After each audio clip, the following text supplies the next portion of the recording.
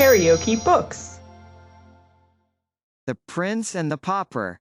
Written by Mark Twain. Audiobook. Chapter 5. Tom as a patrician. Tom Canty, left alone in the prince's cabinet, made good use of his opportunity. He turned himself this way and that before the great mirror, admiring his finery, then walked away, imitating the prince's high-bred carriage, and still observing results in the glass.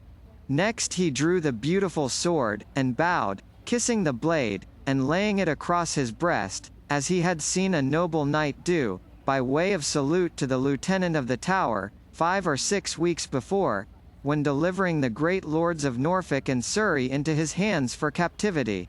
Tom played with the jeweled dagger that hung upon his thigh. He examined the costly and exquisite ornaments of the room.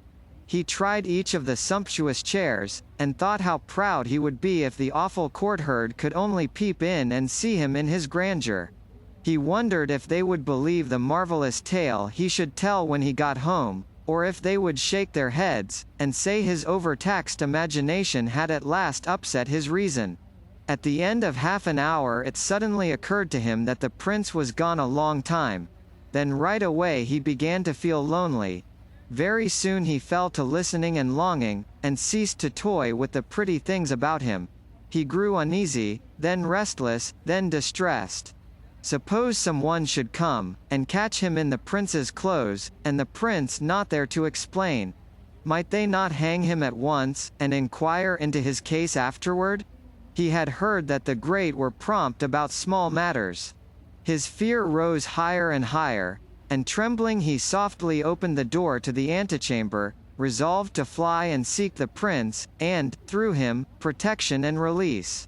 6 gorgeous gentlemen servants and 2 young pages of high degree, clothed like butterflies, sprang to their feet and bowed low before him. He stepped quickly back and shut the door. He said, "Oh, they mock at me. They will go and tell. Oh, why came I here to cast away my life?" He walked up and down the floor, filled with nameless fears, listening, starting at every trifling sound. Presently the door swung open, and a silken page said, "The Lady Jane Grey." The door closed and a sweet young girl, richly clad, bounded toward him. But she stopped suddenly, and said in a distressed voice, "Oh, what aileth thee, my lord?" Tom's breath was nearly failing him, but he made shift to stammer out, "Ah, be merciful, thou! In sooth I am no lord, but only poor Tom Canty of awful court in the city. Prithee let me see the prince, and he will of his grace restore to me my rags, and let me hence unhurt. Oh, be thou merciful, and save me." By this time the boy was on his knees, and supplicating with his eyes and uplifted hands as well as with his tongue. The young girl seemed horror-stricken. She cried out, "O my lord, on thy knees? And to me." Then she fled away in fright, and Tom, smitten with despair, sank down, murmuring, "There is no help, there is no hope. Now will they come and take me." Whilst he lay there benumbed with terror, dreadful tidings were speeding through the palace. The whisper, for it was whispered always, flew from menial to menial, from lord to lady, down all the long corridors, from story to story, from saloon to saloon. "The prince hath gone mad, the prince hath gone mad." Soon every saloon, every marble hall, had its groups of glittering lords and ladies, and other groups of dazzling lesser folk, talking earnestly together in whispers, and every face had in it dismay. Presently a splendid official came marching by these groups, making solemn proclamation, "In the name of the king! Let none list to this false and foolish matter, upon pain of death, nor discuss the same, nor carry it abroad. In the name of the king!" The whisperings ceased as suddenly as if the whisperers had been stricken dumb.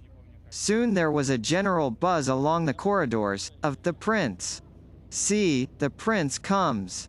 Poor Tom came slowly walking past the low bowing groups, trying to bow in return, and meekly gazing upon his strange surroundings with bewildered and pathetic eyes. Great nobles walked upon each side of him, making him lean upon them, and so steady his steps. Behind him followed the court physicians and some servants. Presently Tom found himself in a noble apartment of the palace and heard the door close behind him. Around him stood those who had come with him. Before him, at a little distance, reclined a very large and very fat man, with a wide, pulpy face, and a stern expression. His large head was very grey, and his whiskers, which he wore only around his face, like a frame, were grey also. His clothing was of rich stuff, but old, and slightly frayed in places. One of his swollen legs had a pillow under it, and was wrapped in bandages. There was silence now, and there was no head there but was bent in reverence, except this man's. This stern-countenanced invalid was the dread Henry VIII. He said, and his face grew gentle as he began to speak, "How now, my Lord Edward, my prince? Hast been minded to cozen me, the good king thy father, who loveth thee, and kindly useth thee, with a sorry jest?" Poor Tom was listening, as well as his dazed faculties would let him, to the beginning of this speech, but when the words, "me, the good king," fell upon his ear, his face blanched, and he dropped as instantly upon his knees as if a shot had brought him there.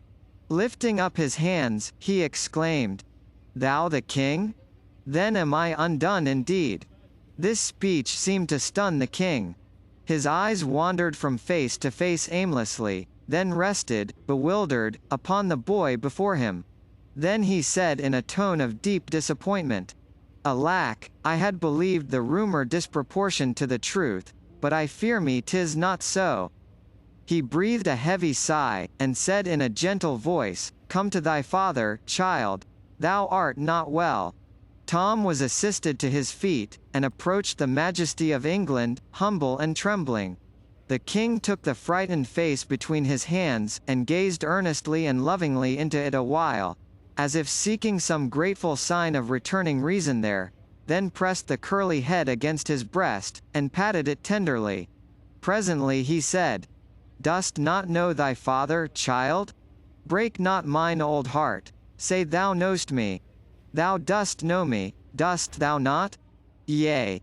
Thou art my dread lord the king, whom God preserve." "True, true, that is well. Be comforted, tremble not so. There is none here would hurt thee. There is none here but loves thee. Thou art better now. Thy ill dream passeth, is it not so? Thou wilt not miscall thyself again, as they say thou didst a little while agone? I pray thee of thy grace believe me, I did but speak the truth, most dread lord. For I am the meanest among thy subjects, being a pauper born, and 'tis by a sore mischance and accident I am here, albeit I was therein nothing blameful. I am but young to die, and thou canst save me with one little word. Oh, speak it, sir. Die? Talk not so, sweet prince, peace, peace, to thy troubled heart. Thou shalt not die." Tom dropped upon his knees with a glad cry. "God requite thy mercy, O my king, and save thee long to bless thy land." Then springing up, he turned a joyful face toward the two lords in waiting, and exclaimed, "Thou heardst it. I am not to die. The king hath said it." There was no movement, save that all bowed with grave respect, but no one spoke.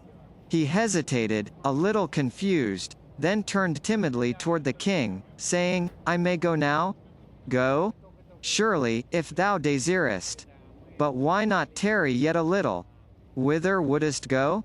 Tom dropped his eyes, and answered humbly, "Peradventure I mistook, but I did think me free, and so was I moved to seek again the kennel where I was born and bred to misery, yet which harboureth my mother and my sisters, and so is home to me, whereas these pomps and splendours whereunto I am not used.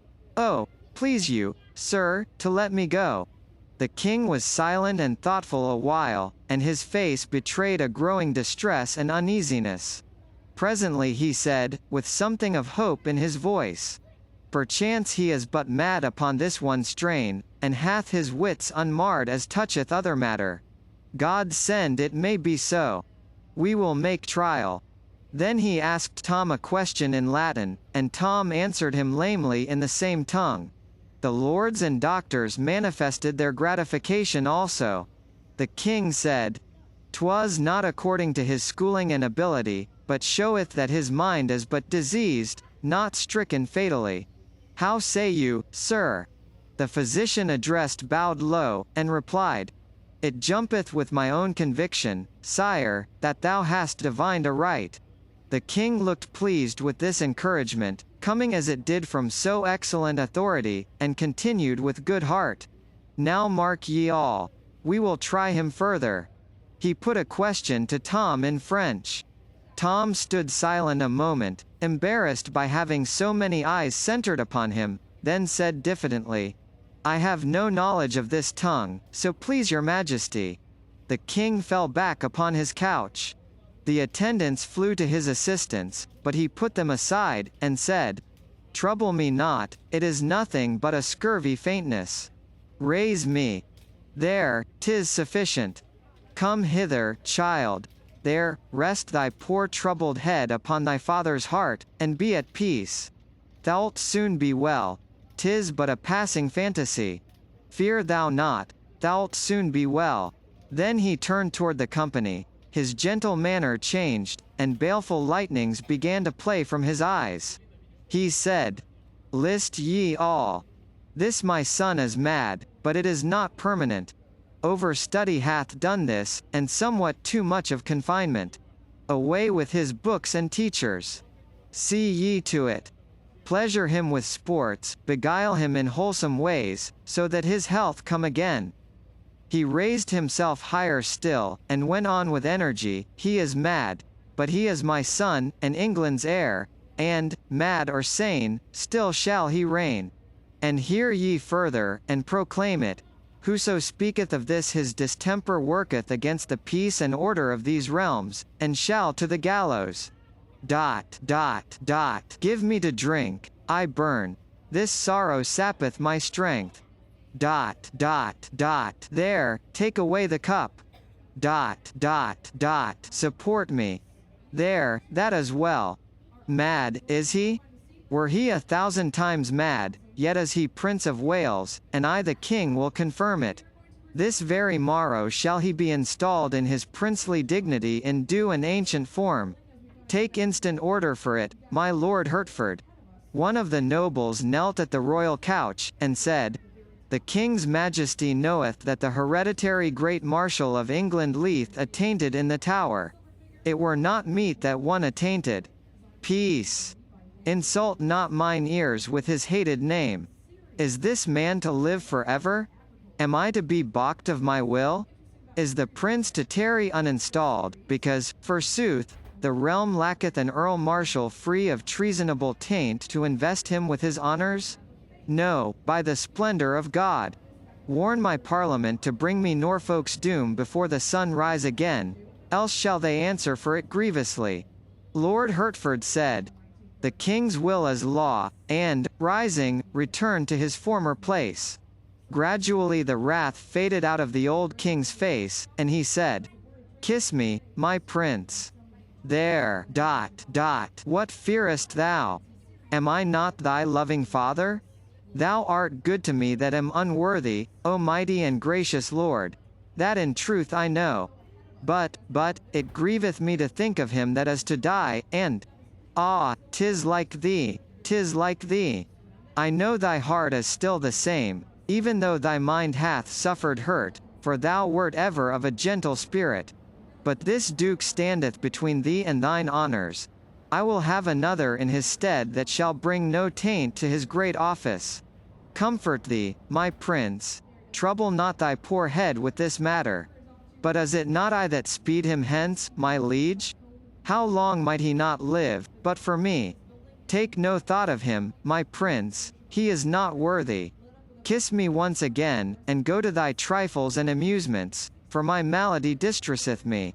I am weary, and would rest. Go with thine uncle Hertford and thy people, and come again when my body is refreshed." Tom, heavy-hearted, was conducted from the presence, for this last sentence was a death blow to the hope he had cherished that now he would be set free. Once more he heard the buzz of low voices exclaiming, the prince comes." His spirits sank lower and lower as he moved between the glittering files of bowing courtiers, for he recognized that he was indeed a captive now, and might remain forever shut up in this gilded cage, a forlorn and friendless prince, except God in his mercy take pity on him and set him free. And, turn where he would, he seemed to see floating in the air the severed head and the remembered face of the great Duke of Norfolk, the eyes fixed on him reproachfully. His old dreams had been so pleasant, but this reality was so dreary. KaraokeBooks.